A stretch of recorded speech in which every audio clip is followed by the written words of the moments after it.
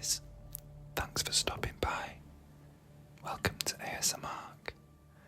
ASMR showcases spine-chilling stories from Reddit. All will be narrated in a soothing ASMR whisper. So let's find a quiet spot, relax, and dive into the world of whispers and chills with these scary stories from Reddit. You know that feeling you get when you walk into a place that hasn't seen a living soul in years? Not just old, but forgotten. That's the kind of place I was working at last fall. I'd picked up a side job in the off-season, caretaking a roadside motel a few miles outside of Santa Rosa, New Mexico. The kind of place you drive past without even noticing.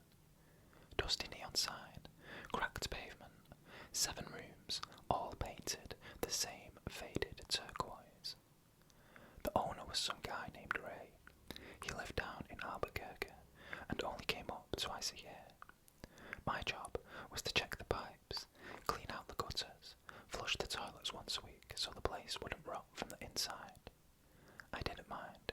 It was quiet, paid under the table, and I could stay in one of the rooms if I wanted to, so I figured, why not? The first few weeks were uneventful. Some spiders in the drains, a raccoon got stuck in the vending machine shack once, but otherwise it was just a lot of dust and silence. Then I found the guest book. It was in the office, behind the counter, tucked under a stack of water-damaged brochures for local diners and ghost towns. A real old-school hardcover log with lined pages and a ribbon bookmark. I flipped through it out of boredom, expecting to see a couple of names here and there from years back, but the entries didn't make sense. The handwriting changed from line to line. No big deal, but the dates didn't match up. I'd see something from March 1981, then the next line would say November 1996, and then June 1957. And the names, they weren't ones you'd forget. Names like Harland Bow, Tansy Teller, and Orrin Bleeth.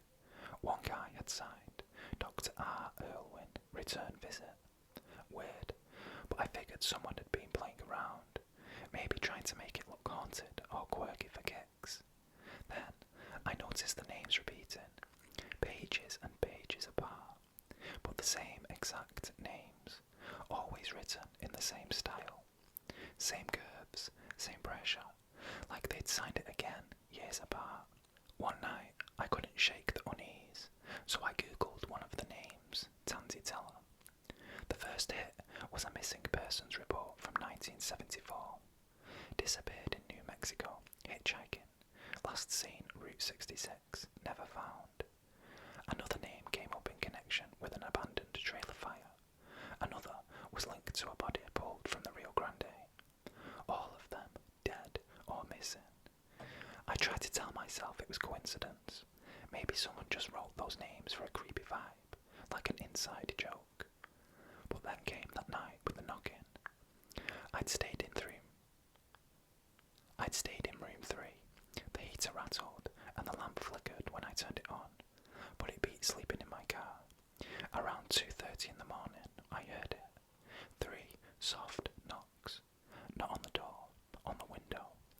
I froze. The blinds were down. The window was locked. I waited. Nothing. Then another knock. Lighter this time. I forced myself to peek through the blinds. Nobody there. But there was a set of boot prints in the dust outside, leading up to the window, and stopping. I left the light on the rest of the night. In the morning, I went to the office. The guest book was still there, open to a fresh page. My name was on it, written in ink I didn't remember using. Date, that day's date. I flipped forward in the book, a dozen blank pages, and then more names, more dates, stretching into the future. I scanned down and found it again. My name, written again, 2 years from now. Underneath it, the words, returned, this time, he stayed. I stared at it so long, my coffee went cold. I messaged Ray and told him I was done, left the keys on the counter, and drove until I hit the Texas line. Weeks passed. I figured I was done thinking about about it. But last week I got a letter, no return address. Inside was a single page, torn from what looked like the same guest book. Same paper, same lines. It had just 3 words written on it. Welcome back, caretaker.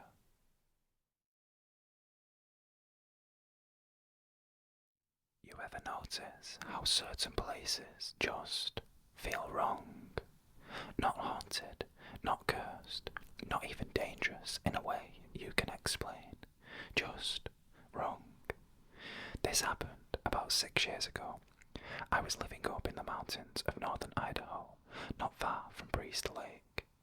I'd just gone through a rough divorce and wanted to be away from everything for a while.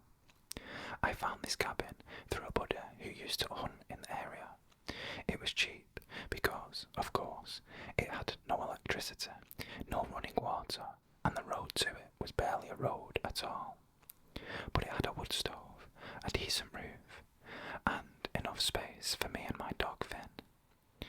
I brought in supplies once a week, big jugs of water, propane for the stove, and I'd stock up on canned food. The rest of the time, I chopped wood, read old books, and let the silence do its thing. That silence, though, it was deep, like too deep. By the 3rd week, I started noticing the woods around the cabin didn't sound the way they usually do. There were no birds, no rustling squirrels. It was just still. Even Finn would sometimes stop mid-step and just stare off into the trees, like he was waiting for something. I chalked it up to adjusting. I figured I'd been so used to city life that this just fell off because I wasn't used to it yet. Then I met the man who sold the firewood. It was maybe mid-November. The nights had started getting brutally cold. I was running low on wood and didn't want to spend another day hacking away at logs with my cheap axe. I was loading some trash into the truck when I heard footsteps on the gravel path behind me. Not animal footsteps, boots. I turned and saw this man coming up the trail, like he'd walked the whole way from town. Tall, thin, wearing a worn canvas coat and holding a bundle of firewood tied with what looked like twine. He didn't say hello, didn't wave, just walked up to the edge of the clearing and set the bundle down. I said, "Hey, can I help you?" He just said, "Wood." I asked where he was from. He didn't answer. I asked how much for the bundle. He said, "Trade." I wasn't sure what he meant, so I offered a few bucks, but he shook his head. Then he pointed to Finn. I got this tight feeling in my chest. "No," I said, "he's not up for trade." The man didn't get angry. He just turned and started walking back down the trail. The bundle stayed behind. I figured maybe it was just some local with issues. Maybe he was just trying to help in his own weird way. But that night, I noticed something strange about the wood. When I burned it, it didn't give off a normal smell. It wasn't pine or oak or even birch. It was sweet, almost sickly, and it burned fast, too fast, like it was dry as paper. Finn wouldn't go near the stove when it was lit with that wood. He stayed in the far corner of the cabin, low to the ground, his ears back. That night, I woke up to the sound of footsteps on the porch. Finn growled, a low, throat-deep rumble. I grabbed my flashlight and eased out of bed. The footsteps stopped. I waited. Nothing. Then I opened the door. No one was there. But the bundle was back. Same twine, same size, just sitting on the porch like it had been dropped off again. This time, I didn't touch it. I dragged it with a shovel and left it on the edge of the woods. The next morning, it was gone. I thought maybe that was the end of it, but the next few nights were worse. I started hearing movement around the cabin. Not animals, footsteps, and knocking, just a single knock, always right after midnight. One night, I opened the door just after the knock. Nothing, just the darkness and the line of trees. But Finn wouldn't stop growling. I tried hiking out to the road early one morning to get some space and think, but I found something halfway down the trail that stopped me cold. Another bundle of wood, only this one had what looked like a strip of leather tied into the twine. When I It wasn't leather, it was a strip of skin. I ran back to the cabin, packed everything I could, hauled Finn into the truck. When I reached the town, I told the sheriff what had happened. He nodded slowly, like he'd heard something like it before, but didn't want to say. "You been staying up in the sinks?" he asked. I said yeah. He just sighed. "Some places don't want company." I asked who the man was. He just looked at me and said, "Best if you don't think about him too much." I never went back. I left the keys with the sheriff and told him to do whatever he wanted with the place. A few months later, I saw a post in a local Facebook group. Some hikers found bundles of wood tied with twine out near the sinks. They thought it was some weird art project, but the sheriff closed the trail not long after. Every so often, I still think about that man. The way he walked, the way the firewood smelled, the way Finn knew, before I did, that something was wrong. I never figured out what he wanted, but I do know this. When someone offers you a trade and you don't understand the price, don't accept it.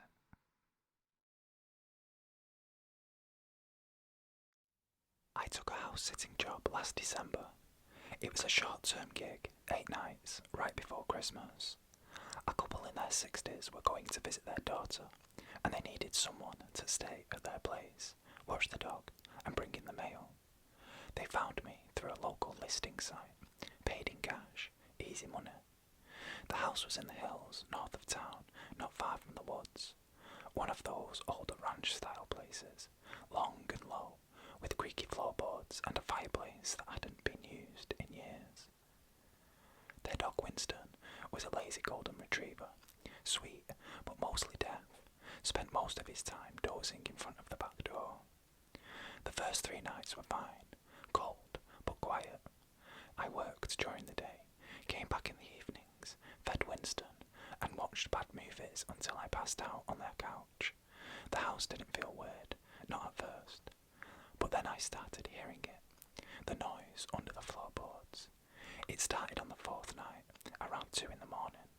I woke up to this faint, rhythmic sound, a scraping, like wood dragging against wood. I thought it might be the heating system settling, or maybe Winston shifting in his sleep. But when I sat up and listened closer, it wasn't coming from the vents. It was coming from beneath the living room floor. I got down on my hands and knees and put my ear to the hard wood, and I swear to God, I could hear movement, slow, purposeful, like something was crawling just underneath. I didn't sleep after that. I sat with every light on, TV muted, just listening. Winston didn't react. He stayed curled up by the back door, breathing heavy. The next day, I checked the crawl space access under the porch. It was locked, just like the couple had said. I shone a flashlight through the slats, but all I saw were leaves and cobwebs. Still, the sound came back that night, and it was closer. This time, it was under the hallway. The boards creaked in a straight line, like something long and low was dragging itself along behind the drywall. I called the homeowners the next morning, told them I thought they might have raccoons or something under the house. They were calm, too calm. The woman said, "We hear it too sometimes, but only when we're away." I didn't know what to say to that. She didn't elaborate, just told me to keep the crawl space locked and thanked me for calling. That night, I moved Winston into the guest bedroom and shut the door, slept on the floor beside him with the lights on. Around 2:20 a.m, I heard it again, this time right under us. And it wasn't just scraping anymore, it was tapping. 3 slow taps, then silence, then 3 more. I sat frozen, listening. After about a minute, something thudded directly beneath my spine, like a fist punching up from under the floor. I shot to my feet. Winston didn't move. I tried to wake him, but he just twitched in his sleep, wouldn't open his eyes. I ran out of the room and spent the rest of the night in my car, parked in the driveway with the heater on full blast. At sunrise, I went back in.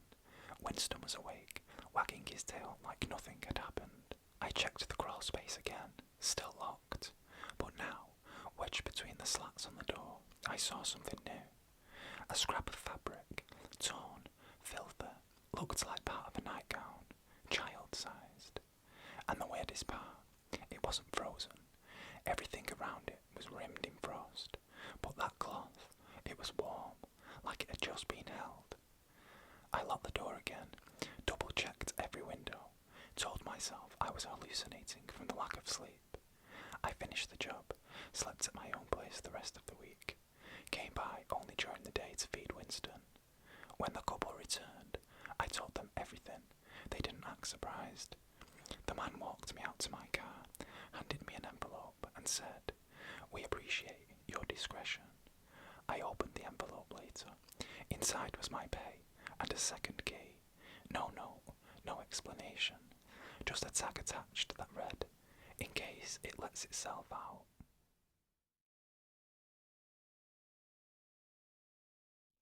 It was supposed to be a simple weekend away. Just me and my friend Nicole, a cheap tent, and a spot by the river. We picked a place neither of us had been before. Small, out of the way state park in Colorado. No cell reception, but that was the point. Disconnect, breathe some fresh air, reset. We got there late Friday afternoon, set up our tent in one of the primitive sites. No electricity, no running water, just a fire ring and a flat piece of ground near the edge of the river. It was beautiful out there, thick pine trees, moss-covered rocks, the river wide and slow, like a dark mirror running between the trees. There was no one else camped near us. Closest sight was half a mile up the trail, and it looked empty. The first night was uneventful. We made hot dogs over the fire, drank a couple of cheap beers, told old stories, slept pretty well too. But the Saturday morning was when things started feeling off. Nicole got up early, went to be in the trees somewhere. When she came back, she looked rattled. I asked her what was up, and she said, "I think I saw a guy in the river." I laughed, said something like, "Taking a swim?" She didn't smile, just shook her head. No, he wasn't swimming. He was standing, middle of the river, not moving, just standing there. I asked if maybe it was a log or a stump. The water was reflective, and with the light coming through the trees, it could have been anything. She said yeah, maybe. Maybe it was nothing. We made breakfast, went hiking for a while, and tried to forget about it. That night, we were both sitting by the fire. No music, just the crackling of the flames and the river nearby. It was colder than the night before. The trees felt tighter somehow, like the forest had shifted while we were gone. I started feeling uneasy, like we weren't alone out there. Around 1 a.m, Nicole went into the tent, but I stayed up, just watching the fire die down, listening to the river. And that's when I saw him. He was in the water, not far, maybe 30 feet from shore, chest deep, standing perfectly still. No ripples around him, no splashing, just there. His head was tilted slightly forward, like he was looking down into the water. I thought maybe someone was fishing, but there was no pole, no gear, nothing on the bank, and who stands in freezing river water in the middle of the night? I stayed completely still, just stared. After a few minutes, I leaned a little to the side to try and get a better look, and in that exact moment, his head snapped up, faced me, not slowly, not gradually, it was sudden, like he knew the second I moved. I jumped to my feet, heart pounding. The fire was nearly out, and I couldn't see his eyes, but I knew he was looking right at me. I backed toward the tent, kept my flashlight pointed at the ground, trying not to panic. I zipped the flap and crawled inside beside Nicole, pretending I'd just decided to turn in. She whispered, "He's back, isn't he?" Neither of us slept. In the morning, we went down to the water to check. No footprints, nothing disturbed, no signs anyone had been there. We packed up camp fast. On the way back to the car, we passed the park ranger on foot patrol. Nicole stopped and asked if there'd been anyone else camping near us. The ranger gave us a weird look. "That area's closed off season," he said. "River's too cold. People fall in and don't come back out. She asked if anyone had ever drowned out there. He nodded. Couple times. One guy just last year. Never recovered the body. Water's deeper than it looks. We didn't say anything else, just kept walking. A few weeks later, Nicole texted me a screenshot. It was a news article. Some hikers found a wallet caught between two rocks in the riverbed. Belonged to the guy who went missing last year. Same stretch of water. Still nobody. She wrote, I think he's still there. I think he never left. I haven't gone camping since, and sometimes when I hear running water, even in the sink or the shower, I get this feeling like if I look up too fast, I'll see someone watching me from the reflection. It started with a shift change at the hospital. I was new to the ER, just a few weeks into my rotation. I was doing night shifts, dead of winter, the slowest hours. I was supposed to be working under supervision, but my senior nurse had stepped out for a break, leaving me to deal with the admissions alone. It was a quiet night, which should have been a blessing, but I knew that when the night is too quiet in an ER, something always goes wrong. Around 2 a.m, a gurney was wheeled in by a couple of EMTs. They were out of breath, faces pale. They didn't say much, just that this was an emergency. The patient was unresponsive but alive. I didn't get a good look at him at first. I went straight to work, checking vitals and setting up the monitors. The EMTs were acting strange. They wouldn't make eye contact with me, kept looking over their shoulders like they were afraid to leave him alone. When I finally glanced at the man, something hit me immediately. He looked like a corpse. I'm not exaggerating. His skin was ashen, stretched tight over his bones, his lips cracked and discoloured. His pupils were dilated, his hands cold to the touch, and his pulse was barely detectable, but he was breathing, barely. I asked the EMTs what had happened to him, but they were vague. One of them mumbled something about an accident, then muttered, "He's the last one." That was it. They didn't explain anything further.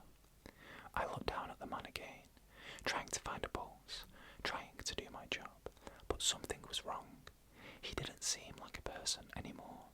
He didn't seem like he belonged in the world I knew. Just then, I heard a soft click from his IV line. It wasn't much, just a faint noise, almost drowned out by the beeping machines. But it was enough to catch my attention. His hand twitched. I froze. The twitch wasn't from a reflex. It was deliberate. It was like he was trying to move.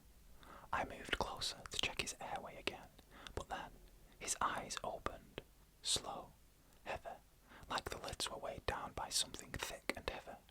He stared at me, but there was nothing in his gaze. It was as if he was staring through me, not at me. His lips parted, and I could feel the tension in the room, like something was about to break. I leaned in closer, trying to hear him, trying to understand if he was in pain. But when he finally spoke, it wasn't words, it was just gurgling. I couldn't understand it. I couldn't even tell if it was a sound or just the air escaping from his throat. But then, his mouth opened wider, like he was trying to say something. And that's when I saw it. From the back of his throat, something moved. Not a lump, not an obstruction. Something slithered. It was a soft, wet sound that made me step back. I stumbled, my heart pounding in my chest. The patient's mouth closed with a snap. He started breathing heavier, more rapid. His pulse was steady now, but there was something unnatural about it. I looked at the EMTs, who had been watching the whole thing, their faces pale. One of them whispered, "It's too late for him." That's when I realised something was horribly wrong. The man wasn't alive in the way I thought. He was something else. Something that wasn't supposed to be breathing. Something that shouldn't have been moving. The EMTs started backing away slowly. One of them said, "We'll leave now. He's your responsibility." They turned and left without another word, leaving me alone in the room with him. I was too stunned to even think straight. I ran through my checklist, checked vitals again, make sure the airway was clear. But when I looked down at the patient, his skin had become cold his face more drawn. I watched in horror as his chest expanded with each breath, unnaturally deep. Then the lights in the room flickered, once, twice, and I heard a voice, faint, echoing from somewhere deep inside him. It wasn't words, it wasn't language, it was a whisper, like the sound of 1,000 voices hissing through the air. I could almost make it out, like it was trying to say something, but it was too garbled, too broken to understand. I reached to check his pulse again, but this time his hand shot up, fast, gripping my wrist with a force I didn't expect. Cold, unnaturally strong. I yanked my arm back, but it felt like his grip didn't just hold me, it clung to me. There was a pressure, a suction. His mouth opened again, that same sound, like something crawling through his throat. Then the words, "You're not supposed to be here." I stumbled back. The machines went crazy, alarms blaring. I ran out of the room, but as I looked back through the glass, I saw something else. The man, no longer looking like a man, was sitting up, straight as a rod, his head turning to face me. It was too late.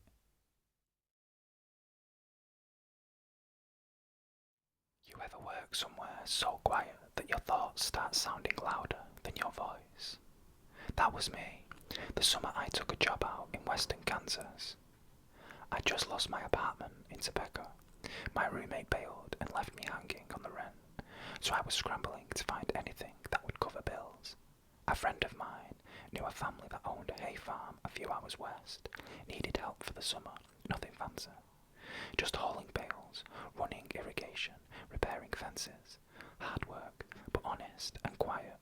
Too quiet.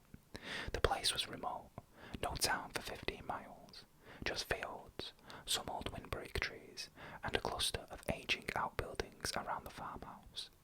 There were only 4 people living there. The couple who owned the place, Deb and Ron, and their son, Kyle, who ran most of the equipment. I stayed in a small trailer out by the edge of the hayfield. No TV, barely any cell signal, just static on the radio, and crickets that went silent the moment you stepped outside. At first, I liked it, but by the second week, I started noticing her. I'd be finishing up near sunset, loading tools back into the shed, or unhooking the irrigation pipes, and I'd see her, a figure standing way out by the edge of the hayfield, always on the far side, right where the land sloped down towards the tree line, dressed in pale clothes, barely more than a silhouette against the horizon. At first, I assumed it was Deb, or maybe a neighbour passing through, but every time I turned to look directly at her, she was gone. I didn't mention it, figured my eyes were playing tricks on me. Long hours in the heat, sweat in my eyes, the usual. Then, one night, I got up to use the bathroom. The trailer had no plumbing, so I had to use a little outhouse near the tree line. I stepped outside around 2 a.m. No moon, just stars, and out across the field, in that same damn spot, there she was again. Closer this time, not moving, just standing. And even though it was too dark to see clearly, I knew she was facing me.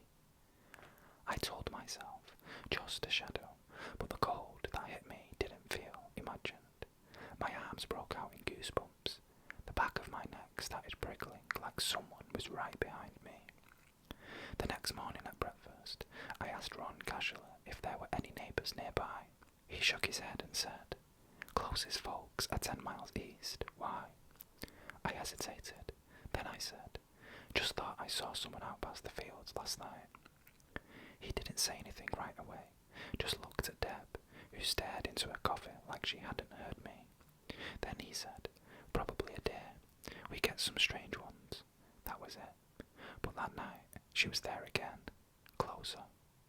I kept the trailer lights off, watched from the window. She was standing maybe 50 yards away now, right at the edge where the mowed hay met the trailer grass, still silent, not swaying like the grass around her. She didn't move for almost 2 hours. I sat on the floor, watching. When I finally blinked and looked again, she was gone. I started having trouble sleeping. I'd wake up drenched in sweat, heart racing. Sometimes I thought I could hear breathing just outside the trailer wall, but when I looked, nothing. The worst night was the storm. It rolled in just after sunset, the kind that turns the sky green. I helped Kyle tie down a tarp and secure some of the equipment, and we barely made it back to the shelter before the wind came screaming through the trees. Rain hammered the trailer all night. Wind shook it so hard I thought it might flip. I was lying in bed, flashlight in hand, when I heard something outside. Not wind, not rain, footsteps, heavy, slow, squelching through the mud. I held my breath, and the footsteps stopped right outside the trailer. I swear to you, I felt her there. Not just outside, close, too close. Then I heard a knock. Just one, right beside the window. Then another, on the opposite side, like she was circling the trailer. I stayed frozen for an hour. No way I was looking out of the window. Eventually, I must have passed out. When I woke up, it was just before dawn. The storm had passed. Everything was soaked. I went outside to check for damage, and right there, leading from the far side of the field to the trailer, bare footprints, dozens of them, small, bare, pressed deep into the mud, and at the trailer door, just one single, perfect print. Deb saw me staring and came over.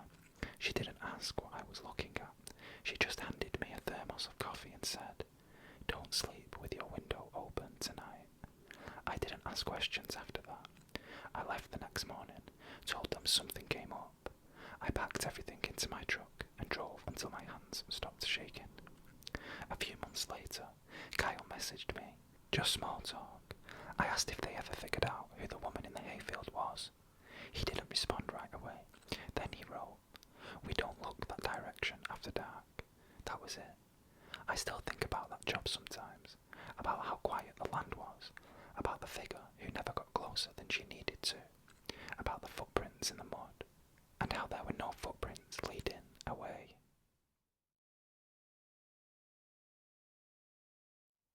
My mother lived alone the last 3 years of her life.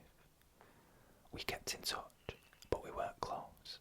There were a lot of things between us we never really talked about. She was a private person, always had been. Even when I was a kid, there were rooms in the house I wasn't allowed to go into, drawers I couldn't open, things I was told not to ask about. When she passed away, I was the one who had to handle everything. She lived in a small house, just one story, older, tucked behind some pine trees. Nothing fancy. She'd always said she liked the quiet, but when I got there, the quiet felt different. Like it wasn't just the absence of noise, it was the presence of something else. Inside, everything was clean and neat, almost like she was expecting company. Her bed was made, dishes washed, but the back bedroom, the one she always kept locked, was still shut tight. The key wasn't in the drawer where she used to keep it. I should have left it alone, but something about it didn't sit right. She died in that house, alone, and I needed to know if it had been in that room. I tried every key I could find, even borrowed a set of lockpicks from a friend of mine who restores antiques. It took me nearly an hour, but eventually the lock gave way with a loud snap. The door swung open, and I wish I had just left it shut. The first thing that hit me was the smell. Not rot, not mildew. It was old, like dust and perfume, and something metallic underneath it all. The curtains were drawn, but I could make out the shape of a twin bed, a dresser, and an armchair in the corner. Everything was perfectly still. There were deep grooves in the wooden floor, just below the bed, like someone had been pacing in short, narrow lines over and over for years. And on the walls, scratch marks, not deep, but scattered across the plaster, not clustered, not in one place, everywhere, like someone had been trying to claw their way in, not out. I stood in that doorway for what felt like hours, couldn't make myself cross the threshold. Something felt wrong about it, like the air itself had weight. I backed out, closed the door, and called the funeral home to schedule pickup of her belongings. stayed in a motel across town, slept maybe 2 hours total. At one point, around 3 a.m, I sat up suddenly, heart racing, not from a dream, from silence. There was no home from the AC, no cars outside, just this dead stillness. And then, from the far side of the room, I could hear something. It was only quiet, but deliberate. I turned towards the sound and saw the closet door open, just a crack. I didn't move, I didn't speak. Then, another noise, from inside the closet. I waited until sunrise to check. Nothing was in there, just my suitcase and a spare blanket, but the whole room felt colder. When I went back to my mother's house that morning, the bedroom door was wide open. The curtains were drawn back. The chair had been turned to face the door, and on the bed, laid out perfectly, was a nightgown I didn't recognise. It wasn't my mother's size. It was smaller, child-sized, with a note on top, in handwriting I hadn't seen since I was a kid. For when she returns. I don't remember backing after that. I just remember driving, fast, unblinking. Like if I stopped, I might change my mind and go back inside. I sold the house without ever stepping back in. Told the agent not to show the back room unless the buyer insisted. Some part of me thinks it wasn't my mother who died in that house. I think something else had been living in that room and waiting, and now that it's open again, I don't think it'll stay empty for long.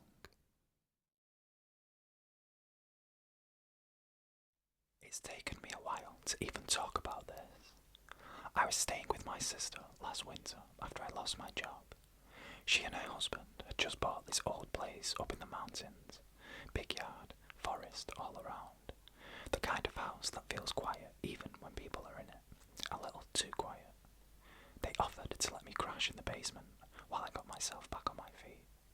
It wasn't finished, but it had its own entrance and enough space for a cot and a lamp. I was grateful. The only thing they warned me about was the crawl space. It was sectioned off beneath the stairs, sealed with a thick wooden hatch with a rusted ring screwed to it. My brother-in-law said, "Don't mess with it, it doesn't go anywhere good." He laughed when he said it, but the way he looked at me, he wasn't joking. I didn't think much of it at first. The basement was cold and drafty, but manageable. I helped with chores during the day, tried to keep to myself. But then the nights started getting weird. Around the third night, I was woken up by a low, rustling sound. Not scurrying, not the wind. It was soft and slow, like someone dragging their fingertips through dry leaves. I sat up and looked around the basement.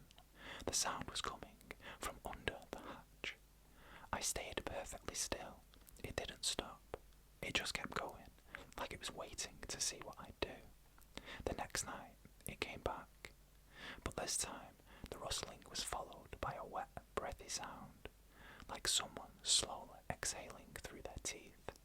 Long, unbroken, like they were crouched right beneath the floor, breathing through the boards. It made the hair on my arms stand up. I didn't sleep. I sat in the corner, flashlight in hand, staring at the hatch until morning. I finally told my sister. She didn't say much, just stared past me like she was remembering something. Her husband told me to ignore it. The houses settle weird up here. But I could tell they'd heard it too. They just didn't want to admit it. 2 nights later, I came back to the house late. I'd been driving around just to avoid going home. It was snowing hard, and I was shivering by the time I made it to the basement entrance. When I opened the door, the hatch was off. Not fully open, but shifted, pulled a few inches aside, and the air coming from beneath it was warmer than the room, humid. I stepped closer and immediately saw something on the floor beside it. A tiny pile of shredded plastic and fabric, almost like something had been nestling down there. But what really froze me, just above the edge of the hatch, pressed into the concrete, were 4 long scratches. Not deep, but fresh. I backed away and stayed in my car the rest of the night. Told my sister I was leaving the next morning. She didn't argue. A week later, She called me, panicked. Her husband had gone into the basement to check for a burst pipe and never came back up. The police came, they searched the crawl space, said it didn't go more than 6 feet deep. Dirt, dust, maybe a few old pipes, nothing big enough for a person to get lost in, and yet they found no footprints, no sign he'd ever gone down there.